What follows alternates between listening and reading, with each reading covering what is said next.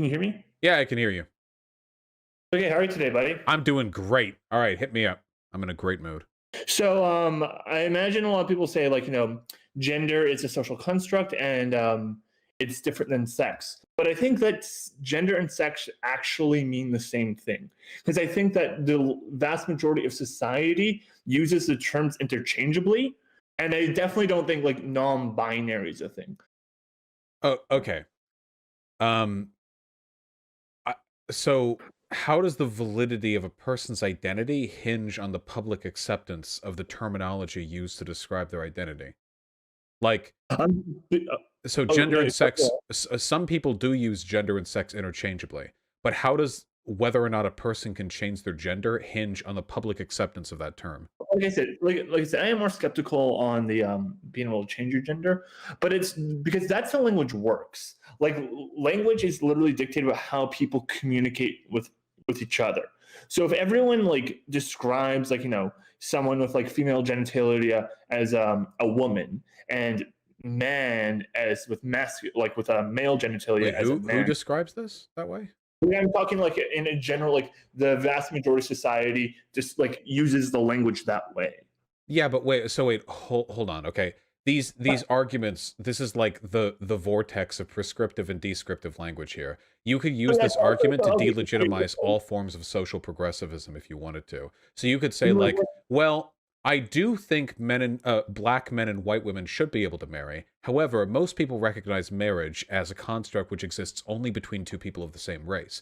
So, like, it doesn't really work that way. Whether or not you believe people have accepted it, if you delineate a difference between gender and sex, as essentially every institution worth mentioning does, including the dictionary, then you have to acknowledge that as a part of that delineation, and since gender is a social construct divorced from biological characteristics, a person can change their gender. Like, I don't know how appealing to public acceptance delegitimizes that, you know? Well, so okay, I want to be careful. I'm not trying to merge public acceptance and public use of language. I think they're two different things. So now I agree with you that one day I think non-binary could be a thing, and I think that we could more easily change our genders because we'll use the word gender differently within the society than we do now. I completely agree with you on that. But my issue is I am making a descriptive claim. I am saying we're just not at that point yet. But you can't, people won't support the existence of transgender people unless we advocate for the existence of transgender people. This is like, this is a circular argument. Like, we can't say trans people exist because people don't think trans people exist. No. Okay, so let me be more clear. I do think, like, I think that trans people do exist, and I think that we should continue to say that and advocate for that. 100%. I will totally get behind that. But like, so like, imagine I'm talking to somebody in I don't know, let's say like, Nebraska, right? They're from like a small town. And they say to me like, well, Caitlyn Jenner's a woman. Or no, sorry, Caitlyn Jenner's a man. And I say to them, well, no, they were born a man, but then, or no, sorry, they were born in a male's body. They were always a female. They've decided to express themselves as a woman now. So we need to refer to them as a female. And that person just might say to me like, oh, well, they are pretending to, they're like pretending to be a woman, but they're still a man because maybe they have a penis. So they're still a man. If you Google Caitlyn Jenner and go on her Wikipedia page, it says she's a woman. Just point them to that. So like, yeah, I don't totally agree I can do that. But my thing is, even though like these institutions like, Wikipedia and stuff. Well, I'm sorry, I need to understand. I'm sorry, the majority of Americans support transgender rights, according to peer research that I'm looking at, like 62%. I'm pretty sure that we're well past the point like at least in America where we can stand up for the difference between sex and gender definitionally. Like, we're past that point now, pretty easily, I think. So yeah, like, look, if I saw the empirical evidence that's how most people use the ability to change, I would totally get on board with it. And like I said, I was more skeptical with the gender things. But non-binary, though, I would still say the vast majority of Americans probably don't understand what it means to be non-binary. Yeah, but what does that have to do with non-binary people? That's not their fault. Sorry? What does that have to do with non-binary people? Because they would say that they're not a female or they're not a woman. Like you can someone say, no, I'm not a woman. But if the vast majority of society says, no, you're a woman because this is how we define woman, this is the general use of the term, like in ordinary language, this is how we use woman, then they don't you can't say that they're wrong. Like I could say, no, but that's incredibly disrespectful to say that. You need to learn to change. But right now, I don't know if I could say that they're making a false statement. But this is the same argument. It doesn't matter whether you can say, okay, so even if the existence of non-binary people hinges on a series of definitional presuppositions, which is the case for literally everything, that doesn't change the fact that from your perspective, that's correct. And from your perspective, everything that you believe is correct. But there are other, axiomatically, if you want to go down to be ultimate skeptic, it's possible to epistemologically justify a completely different view of the world. But you wouldn't say oh, actually, I don't think that the fucking Nile River is at this coordinate system because there were other people who adopt a different coordinate system. You wouldn't say, oh, actually, this isn't the time of year because there were other cultures that use different calendars. As long as you can justify your positions, you can defend them against other people. If they disagree, fight harder. That's how it works. No, I totally agree with that. But that is ordinary language does not leave room for contradiction. So if people when people start saying, well, they use different coordinates and stuff, I would almost imagine that would lead to certain contradiction in their points. Not so much with non-binary though. We use the imperial measurement system, and there are other cultures that use metric. Well, yeah, both of those are valid. Right. And given a certain set of ideological presuppositions, non-binary people are valid. And given another set of other people's ideological presuppositions, non-binary people aren't valid. But that if I said this piece of paper is 8.5 inches tall, that fact doesn't change just because another person uses metric. And just because another person doesn't believe sex and gender are different things doesn't change the fact that non-binary people are valid. So how do you not think gender and sex are the same thing? How do I not think that? Well, yeah, why we have two different words for them, and everyone seems to understand they refer to different things. Well, not everyone, but I know I think even your average Kentucky conservative rural white guy, if you talk to them hey, gender and sex, when I say the clothes you're wearing are very gendered masculine, but your body is the male sex. Do you get the difference between those things? I think I could get most people to understand that by talking to them for 3 or 4 minutes, So yeah, I agree, and I could too. It's just I don't know if they're actually seeking out those conversations. I totally could convince people those ideas as well.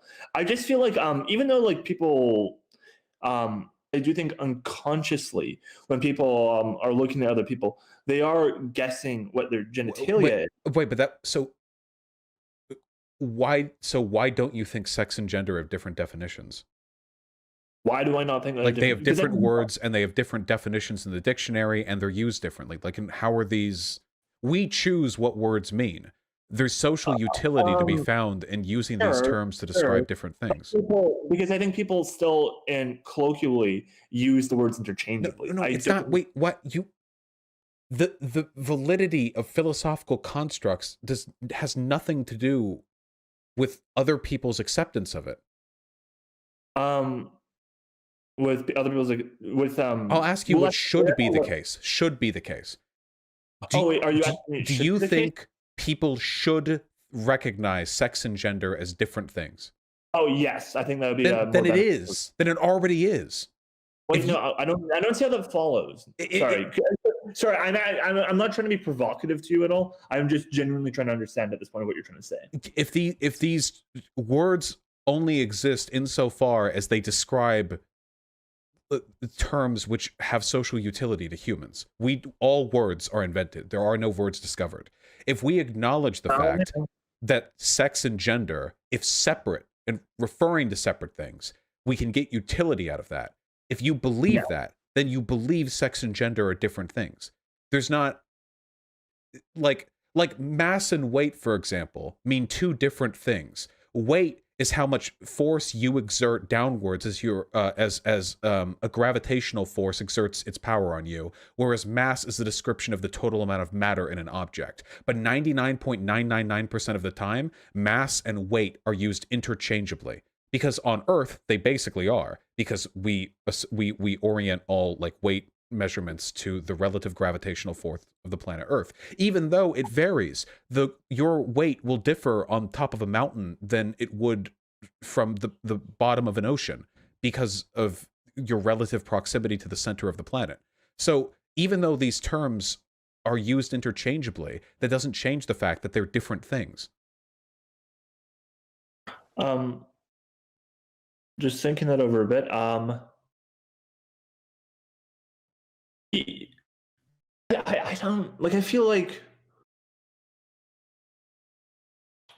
I guess like would you grant that they could have multiple uses? Because like yeah, sorry, but I'm just thinking on the spot here. I'm not trying to stall or anything. Okay. Like, yeah. Because like kind of like I think like a lot of because my issue is I just feel like there's like this disconnect. I feel like a lot of the times when people are looking at like other people they see in the streets, they're using, and I'll use the terms as if they're different in this case. They use their gender expression to try and guess their sex. Like I think that's what people are usually trying to do. And I think that like you look at a man, or no, we look at someone like yourself, right? We see a beard, we see broad shoulders, right? You have luscious thick hair. It's great. And then we'll assume that well you're probably a guy. Like you probably have like male genitalia. Like you're probably a male, that's your sex. And that's what we're trying to do when we see your gender expression. Okay. Yeah. If you want to interrupt me, that's fine. Yeah. So, do you think that every person who has a monolid, who has a single eyelid, not double eyelids like white people have, but single eyelids like people in Southeast Asia tend to have, do you think everybody with a monolid is like Asian? Do I think? I mean, I don't know what a monolid is, but you know that some people you've seen an Asian person's eyes. There's a difference in how they tend to look. Oh, yeah. So I think every person's Asian. Yeah, because I guarantee you, 99.9% of the time. Of course not. Yeah. Okay. Or what about when you see a person with dark skin? Is that person black? I think I know where you're going with this argument. You're going to say that, like, with race, it's usually like a bundle of things that we would determine. You're unironically making the argument that sex and gender can't be different things because most people will make an assumption about gender based on sex, but nobody makes arguments that way. That doesn't delineate a difference between philosophical or linguistic concepts. That doesn't relate to the validity of any of the arguments associated with sex and gender. You're just saying, like, because people make assumptions. Assumptions and stereotypes are how human beings function. We make stereotypes about, hey, maybe like this person's like kind of like walking behind me like really fast at night. That person might be a threat to me. Like I'm gonna run, or like I'm gonna find a way to get around other people. These are ways of grouping behavior. But because we group behavior, that doesn't mean that all characteristics we group together suddenly become the same thing. Oh yeah, and yeah. Of course, I totally agree with that. It's just so like, I guess so. My thing. So I think like generally, and this is included as sex, right? Like I think sex itself, like I said, is a social construct. But I think it's mostly like are you aware of like the family resemblance terms? Like, have you heard of that before? I think so. So yeah, it's like this idea in philosophy that basically like a lot of things don't have a hardline definition. Like you can't just have like a single definition because you can always find things that like would not fit into that definition. They're definitely that thing, and you can find things that like are that thing and don't fit in with that definition. So I think like I would say sex. Sorry. Do you think Korean and Chinese people are the same? Do I think no? The vast majority of people walking down the street, if they saw either a Korean or a Chinese person, would probably assume they were Chinese, just based on relative demographic populations, especially if you're walking in certain parts of the city. Does that mean there's no difference between them? No, but if they were given all the information, like if you're like, well, this person's from Korea and this person's from Chinese, they would make a difference. Yeah, and if they were given the information that a trans woman is a woman and that a cisgender male is a man, then that most Americans would also make that distinction. That they're actually that they're a woman then, and the other person's yeah. If you provide all the information beforehand, then sure. But your argument is that because people make off the cuff assumptions, that invalidates the distinction between the two.